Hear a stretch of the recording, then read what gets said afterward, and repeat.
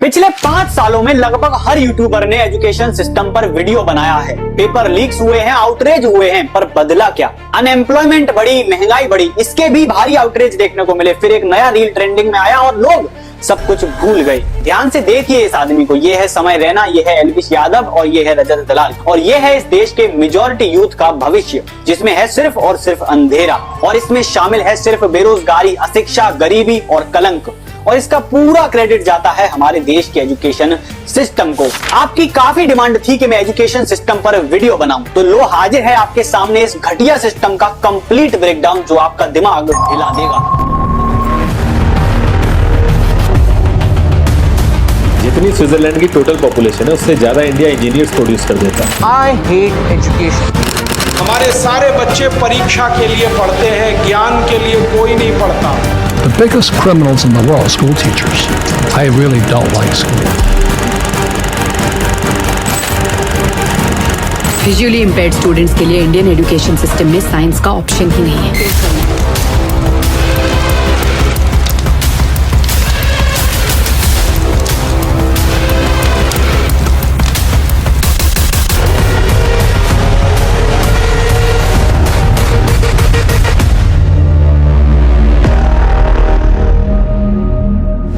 आज के टाइम पर हम जिस सिस्टम में पढ़ाई करते हैं वो बनाया गया था ब्रिटिशर्स द्वारा, जो कि इंस्पायर्ड है पर्शियन एजुकेशन सिस्टम से, जो स्पेशली इसलिए बनाया गया था ताकि फैक्ट्रीज को अफोर्डेबल प्राइस में वर्कर दिए जा सके, वो ऐसे पपेट्स दिए जा सके जो सिर्फ बात मानते हैं और सवाल ना करते हों। और एक बहुत लंबे अंतराल तक ये सिस्टम लोगों को काम दिलाने में कारगर था भी। पर आज लोग ग्रेजुएशन करने के बाद इधर उधर भटकते रहते हैं और कहीं जॉब नहीं मिलती है। उत्तर प्रदेश भारत का सबसे बड़ा बेरोजगार युवाओं का राज्य बन चुका है। Around 35% of Indian youth were unemployed. By 2022, the number almost doubled. Vision of 1.4 billion isn't creating enough jobs for its expanding population. मैंने इन तमाम युवाओं के पास दिखाने के लिए शानदार डिग्रियां, लेकिन इन्हें आता कुछ नहीं। In the Bombay campus, 36% students are yet to be placed. क्या बेरोजगारी और महंगाई आपकी सरकार के लिए चुनौती है?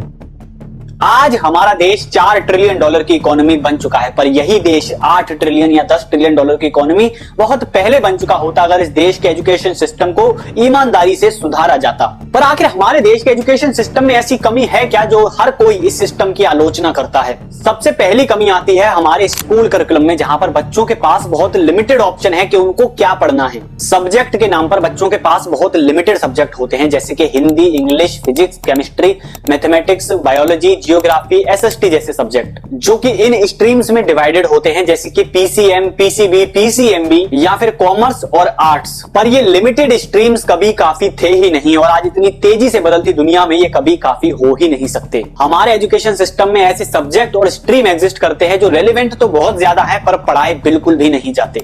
Artificial intelligence, information technology, finance literacy, marketing and sales, travel and tourism, coding and data science जैसे रेलिवेंट सब्जेक्ट और स्ट्रीम्स अवेलेबल हैं जो कभी पढ़ाई ही नहीं जाते। और इनकी लिस्ट बहुत लंबी है। अगर इनमें से बच्चा सिर्फ किसी एक को एज अ फ्यूचर अगर परस्यू करे तो वो इस सरकारी जॉब की रेस में से बाहर निकल जाएगा। इस सरकारी नौकरी की भागदौड़ खत्म होगी, भारत के फॉरेक्स रिजर्व बढ़ेंगे, भारत में रोजगार बढ़ेगा, पैदावार बढ़ेगी और इनोवेशन बढ़ेंगे, और हमारा देश सही मायने में विश्व गुरु बनने की राह में निकल पड़ेगा। पर ये जो कुछ भी मैं बोल रहा हूँ इसमें से कुछ भी पॉसिबल नहीं है, और इसका कारण है टीचर्स। जो भी सब्जेक्ट अभी मैंने मेंशन किए उनको पढ़ाने के लिए मेजॉरिटी स्कूल्स में टीचर ही नहीं है। जो सब्जेक्ट मैंने मेंशन किए वो तो दूर की बात है, जो बेसिक सब्जेक्ट और स्ट्रीम्स ऑलरेडी अवेलेबल हैं, मोस्टली स्कूल्स में अवेलेबल हैं, उनको पढ़ाने के लिए भी हर स्कूल में टीचर अवेलेबल नहीं होते। आज के टाइम पर across the India 10 lakh job सिर्फ टीचर के लिए खाली हैं। इमेजिन करिए दोस्तों कि कितना बड़ा जॉब मार्केट सिर्फ टीचर के लिए खाली पड़ा है। इसके बावजूद लोगों की शिकायत रहती है कि गवर्नमेंट सेक्टर में जॉब अवेलेबल नहीं है।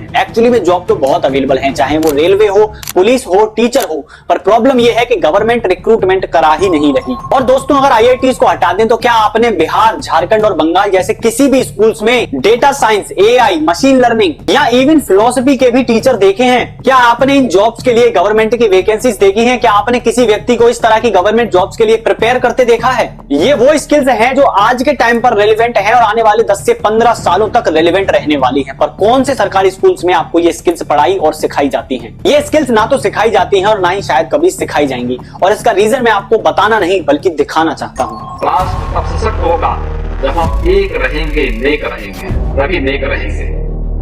बटेंगे तो कटेंगे। अंग्रेजी बोलने वालों को शर्म आएगी, ऐसा समाज का निर्माण अब दूर नहीं। हमारी संस्कृति का गहना है हमारा देश, इसका इतिहास, इसकी संस्कृति, ये हमारा धर्म। पहले राकेश शर्मा भेजे गए तो उस समय SC ST OBC के लोग इतना पढ़े लिखे नहीं थे। इस बार मुझे लगता है बारी थी, किसी बैकवर्ड को, किसी दलित को भेजना चाहिए था। कोई परीक्षा तो देके गए। नई नवेली मुख्यमंत्री रेखा गुप्ता ने पर्ची वाले बाबा को भगवान का दर्जा दिया है। उनकी नजरों में धीरेन्द्र शास्त्री भगवान हैं, आरती उतार रही हैं। उनके साथ में भाजपा सांसद मनोज तिवारी भी मंच पर हैं। अपने लोकसभा में बैठे MPs में 50% पॉलिटिशियन क्रिमिनल केसेस में, लोकल लेवल पर पॉलिटिक्स के मामले में तो हालत और ज्यादा खराब है। हमारे देश के एजुकेशन मिनिस्टर हैं धर्मेंद्र प्रधान, 2021 से यही रहे हैं। ट्विटर पर जाकर अगर आप देखोगे तो ऐसा लगता है ये एजुकेशन मिनिस्टर नहीं बल्कि नरेंद्र मोदी के PR मिनिस्टर। ऊपर से लेकर नीचे तक आपको दिखेगा सिर्फ नरेंद्र मोदी का चेहरा। हर दूसरे ट्वीट में मोदी का मेंशन किया गया है। कभी मोदी अगेन, कभी मोदी 3.0, कभी मोदी ये, कभी मोदी वो। लेकिन नीट एग्जाम को लेकर आपको कहीं कोई ट्वीट मिल जाए तो मुझे बता दें। अरे नीट तो छोड़ो, एजुकेशन से रिलेटेड एक भी ट्वीट ढूंढ कर दिखा दो इनके ट्विटर अकाउंट। आपकी जॉब प्रोफाइल, आपकी फाइनेंशियल हेल्थ और आपकी लाइफ स्टाइल तीनों डिपेंड करती हैं आपकी एजुकेशन पर एजुकेशन का लेवल तो हमने अभी जस्ट देख ही लिया। बट इस एजुकेशन स्कैम के खत्म होने के बाद शुरू होता है एक और नया स्कैम, वो है गवर्नमेंट जॉब का स्कैम। जॉब स्कैम के बारे में ऑलरेडी मैंने बात करी हुई है अपने पुराने वीडियो में, पर आज मैं थोड़ा डिटेल में एक्सप्लेन करूंगा। इस स्कैम का पहला खिलाड़ी होता है वो व्यक्ति जो 4-6 साल गवर्नमेंट जॉब की तैयारी करता है, क्योंकि यहाँ पर जानते बूझते एक ऐसे रेस में दौड़ना जहां पर सक्सेस रेशियो सिर्फ और सिर्फ 1/300 है। उस तरह की रेस में 4-6 साल अपनी जिंदगी बर्बाद करना अपने और अपनी फैमिली के साथ एक स्कैम ही कहलाएगा। इस तरह की जॉब्स की प्रिपरेशन में लोग अपना टाइम, पैसा और एफर्ट तीनों डालते हैं सिर्फ 60 से 70 हजार की सैलरी के लिए, और जो कि इनिशियल स्टेज पे आपको मिलेगी भी नहीं। फिर भी लोग गवर्नमेंट जॉब्स के पीछे भागते हैं ताकि वो लोग करप्शन का हिस्सा बन सकें। यही सच है, ये कोई मजाक नहीं है। आप सिर्फ पैसा फेंके, इस देश के टीचर, पुलिस, ब्यूरोक्रेट्स, नेता, जज, वकील सब लोग बिकने के लिए तैयार बैठे हैं। गवर्नमेंट सेक्टर में काम करने वालों के पास सिस्टम का कंट्रोल ज्यादा है और प्रेशर कम, इसलिए इनको खरीदने वालों की कोई कमी नहीं है। और अगर सुपीरियर जॉब्स को हटा दें तो 20 से 25 हजार की सैलरी के पीछे जो लोग पगलाए घूमते हैं उसका रीजन सिर्फ एक है कि कौन मेहनत करे editing, graphic designing, digital marketing, coding, AI या मशीन लर्निंग जैसी चीजों को सीखने में। इसके अलावा एक और रीजन आता है, वो है लैक ऑफ एक्सपोजर। लोगों को पता ही नहीं है कि क्या क्या सीखा जा सकता है, और इसका भी क्रेडिट जाता है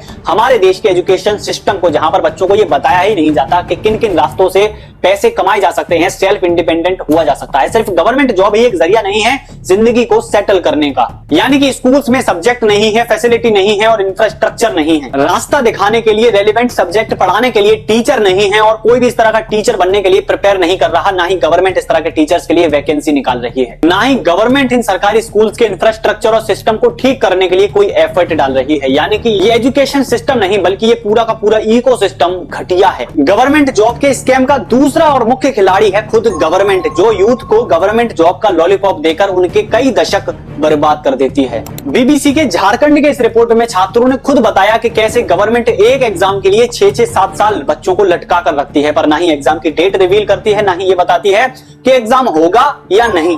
मैंने इस फॉर्म को 2016 में भरा था, 2015 में एडवर्टाइजमेंट आई थी, 2016 में PT एग्जाम हुआ था। मेंस होने से 8 दिन पहले परीक्षा को स्थगित कर दिया गया, और फिर ये वैकेंसी ना होके फिर 2019 में एडवर्टाइजमेंट आई, 20 में आई, 21 में आई और 22 में हुई। 22 में फिर क्या हुआ सर, सिलेबस में संशोधन करके बदलाव कर दिया गया, और 23 में फिर एग्जाम हुई।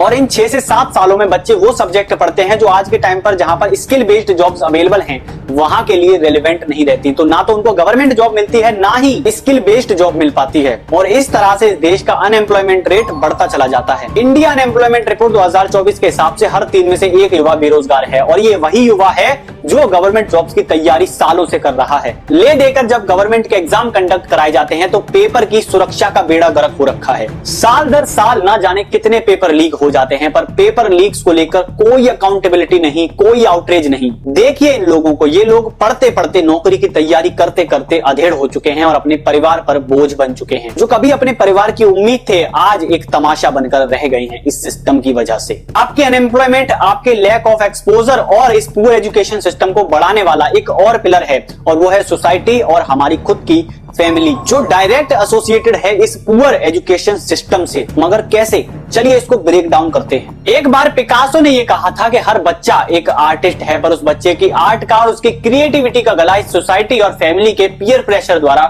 घोंट दिया जाता है। क्योंकि हमारी सोसाइटी में इंजीनियर, डॉक्टर और चार्टर्ड अकाउंटेंट जैसे प्रोफेशन को बहुत ही प्रेस्टिजियस समझा जाता है, जो कि वो है भी, पर हर बच्चे की अपनी खूबी और कमी होती है। कोई भी बच्चा अगर घर वालों के प्रेशर में आकर इंजीनियर या डॉक्टर बनने की कोशिश करेगा तो या तो वो एक बुरा डॉक्टर या इंजीनियर बनेगा या फिर वो बन ही नहीं पाएगा। और इस प्रेशर का नतीजा ये कि देश में हर साल 13,000 बच्चे सुसाइड कर लेते हैं। आप अपनी फैमिली को बताओ कि आप guitarist, singer, dancer, event manager या फिर फैशन डिजाइनर बनना चाहते हो, तो आप में से कितने लोग हैं जो अपनी फैमिली को कन्विंस कर पाएंगे? वहीं अगर आप यूपीएससी करना चाहो तो आपके घर वाले बड़ी आसानी से मान जाएंगे। हम नर्सरी से लेकर 12th तक स्कूल में पढ़ाई करते हैं, उसके बाद 3 से 4 साल की ग्रेजुएशन, उसके बाद 2 से 3 साल तक के लिए किसी नौकरी की तैयारी। ऑन एन एवरेज 20 साल तक हम एक ऐसे डायरेक्शन में मेहनत करते हैं जिसकी बुनियाद इतनी कमजोर है कि वहां पर कोई भी गारंटी नहीं है आपका फ्यूचर सिक्योर करने की। साफ और कम शब्दों में कहूं तो education is not a scam, but Indian education system is a complete scam.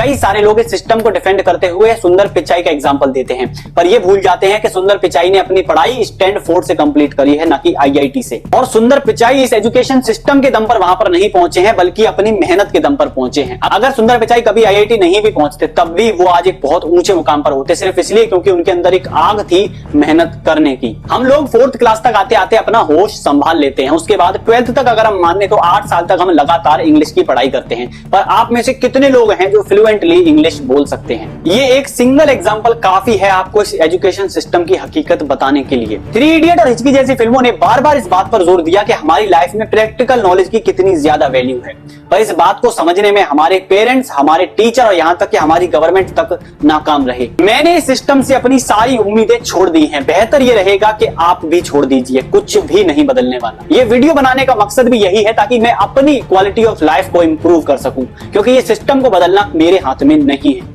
इस सिस्टम को बदलना उस व्यक्ति के हाथ में भी नहीं है जिसकी वीडियोस पर करोड़ों में व्यूज आते हैं, क्योंकि इस सिस्टम को बदला ही नहीं जा सकता। ये बात सुनने में कड़वी लगेगी, पर यही सच्चाई है। बेहतर यह है कि हम अपने लिए कुछ करें। बाकी आपका इस सब को लेकर क्या ओपिनियन है, मुझे कमेंट सेक्शन में जरूर बताइएगा। अगर आपने ये वीडियो एंड तक देखा है तो दिल से थैंक यू बोलना चाहता हूं आपको। बाकी अपना ओपिनियन जैसा कि मैंने बोला कमेंट सेक्शन में जरूर डालिएगा। मिलता हूं आपसे अगले वीडियो में, तब तक के लिए जय हिंद, जय भारत।